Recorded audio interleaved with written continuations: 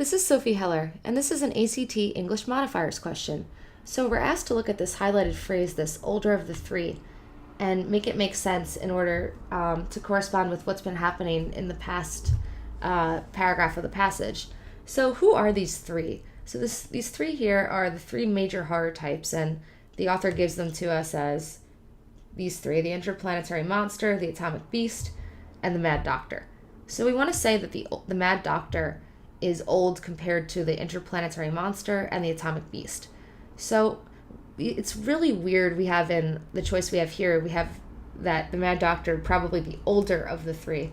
Since we have three things, saying the older wouldn't make sense. The older would make sense if we were just comparing two, like I'm older than my sister.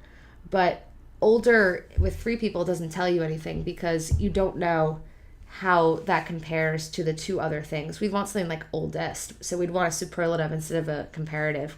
So saying older here doesn't make sense. So I'm going to cross off the older of the three because that doesn't tell you any information about who is the oldest in that set of three.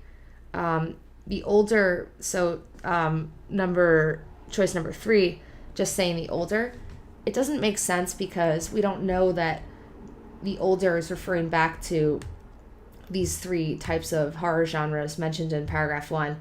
Saying the older of the three makes more sense because it lets us know the older of which set. If we just say the older, we don't know what set we're talking about, so that provides a lot of ambiguity.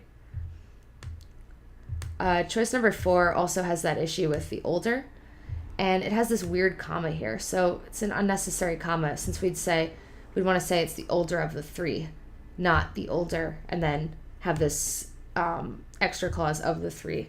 So that's not right.